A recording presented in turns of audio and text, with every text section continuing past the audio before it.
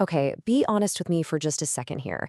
When you woke up this morning, checked your phone, saw whatever absolute wild news was trending, and then walked out your front door, did you put on a mask? Are you, right in this very moment, trying to act normal today?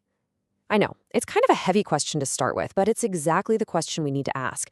Because just beneath the surface of our everyday routines, there is this exhausting psychological performance taking place.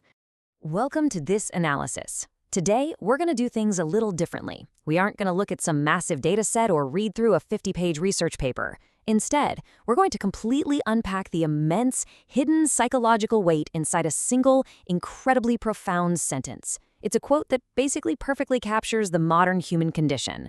We're going to deconstruct the illusion of normality, and I can pretty much guarantee that by the end of this explainer, you're going to see your daily interactions in a totally different light.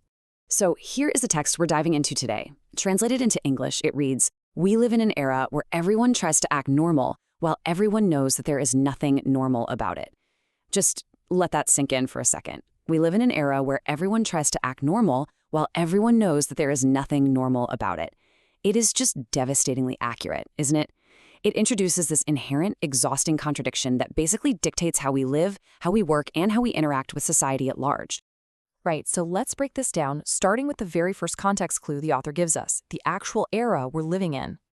We live in an era. You see, the author frames this paradox not as some eternal human condition that's been around since the dawn of time, but as a specific acute symptom of our current chaotic modern world. I mean, think about the sheer volume of information, the global crises, the rapid technological shifts that we process every single day. We're literally casually answering mundane work emails while reading about global catastrophes on the very next browser tab.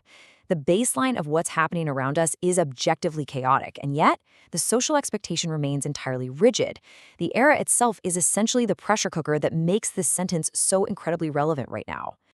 To really get inside this idea, we're going to look at the anatomy of the sentence through three main pillars: the era we inhabit, the collective action we're performing, and finally, the secret we quietly share. Let's look at exactly how this cognitive dissonance operates. Which brings us right to that second pillar, the facade. Think about it. When you step onto a train, or walk into a meeting, or sit on a morning Zoom call pretending everything is completely fine while the world practically burns in the background, you aren't just existing. You are actively participating in a massive synchronized play where everyone has agreed to stick to a script that, frankly, no longer matches reality. What's really fascinating here is how the text implicitly redefines the word normal. Typically, we think of normality as just a baseline, right? A resting state, homeostasis. But the author completely flips this. In this context, normality isn't a natural state of being at all. It's a continuous, deliberate act.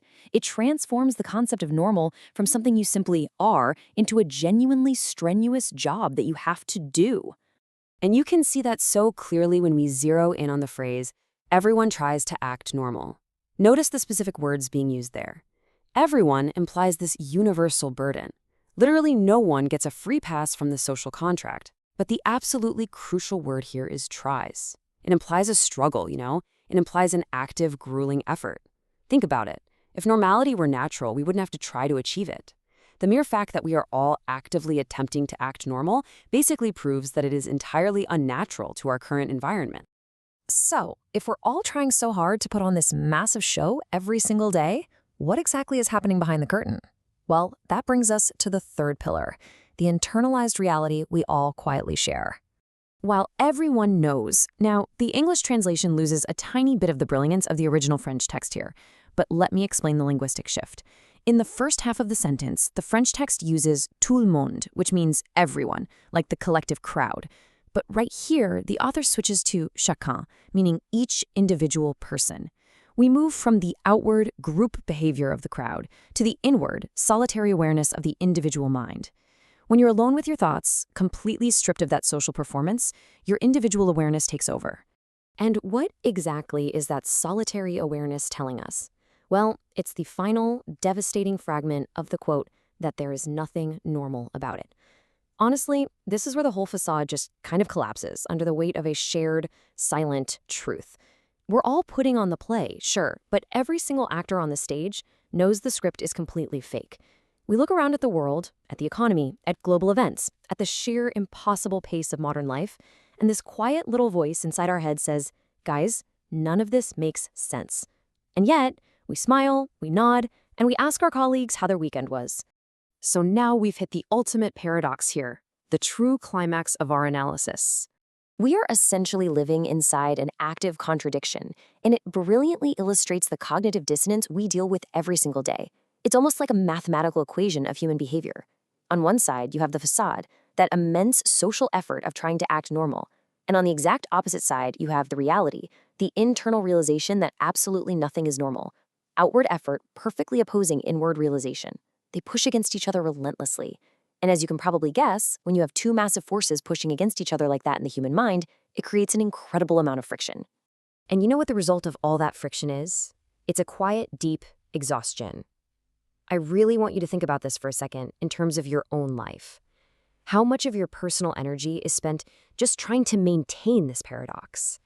How much of your fatigue at the end of a long day isn't actually physical at all, but totally psychological? It is the literal exhaustion of playing a character. It's the burnout that comes from suppressing the reality you see with your own two eyes, just to keep the social machinery running smoothly. It is profoundly, deeply draining.